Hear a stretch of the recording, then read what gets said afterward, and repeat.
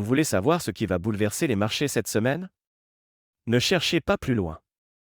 Dans cette vidéo, je dévoile les 5 dossiers incontournables que chaque investisseur doit avoir à l'œil. Vous êtes prêts à être un temps d'avance? Restez avec nous et plongez au cœur de l'analyse marché 2023. De façon globale, nous avons le procès-verbal de la réunion de juillet de la Réserve fédérale.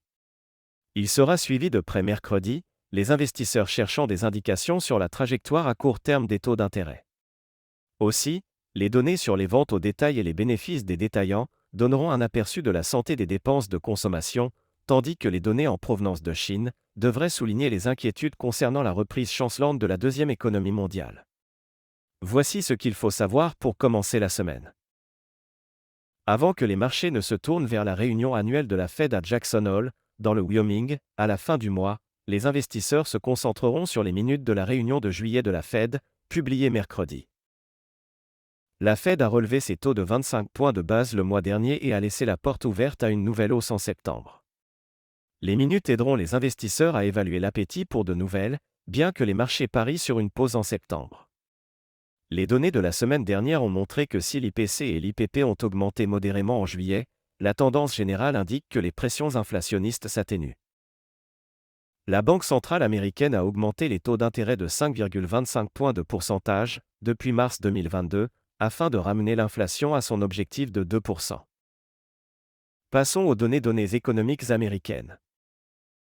Les États-Unis doivent publier mardi les données du mois de juillet des ventes au détail, qui devraient montrer une reprise de la demande au début du troisième trimestre, après une augmentation plus faible que prévue, en juin. D'autres données devraient indiquer que le secteur manufacturier est toujours en difficulté. Les données sur le secteur du logement devraient être plus positives, les rapports sur les permis de construire et les mises en chantier de mercredi devant montrer des signes de stabilisation. Les États-Unis doivent également publier le rapport hebdomadaire sur les inscriptions au chômage jeudi, qui devrait avoir baissé après une augmentation plus importante que prévue la semaine dernière. Maintenant, en troisième, nous avons les résultats du commerce de détail.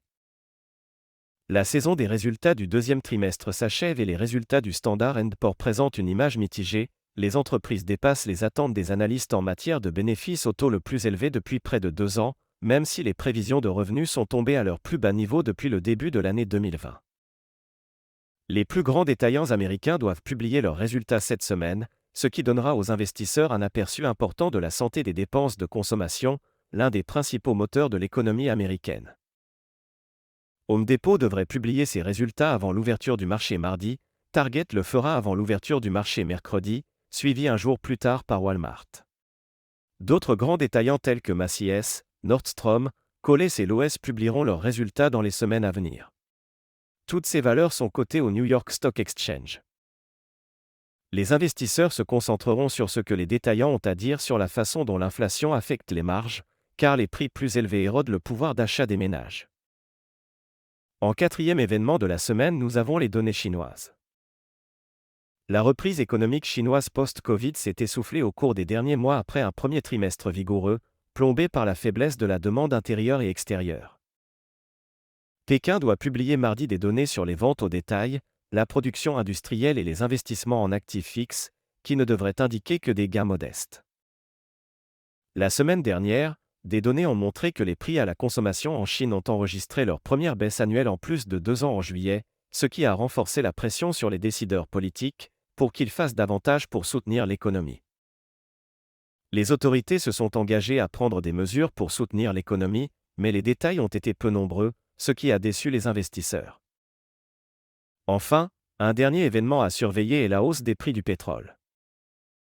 Les prix du pétrole ont augmenté vendredi après que l'Agence internationale de l'énergie a prévu une demande mondiale record et un resserrement de l'offre, poussant les prix à la hausse pour la 7e semaine consécutive, la plus longue série de gains depuis 2022. La demande a atteint un record historique de 103 millions de barils par jour en juin et pourrait atteindre un nouveau sommet ce mois-ci, a prédit l'AIE.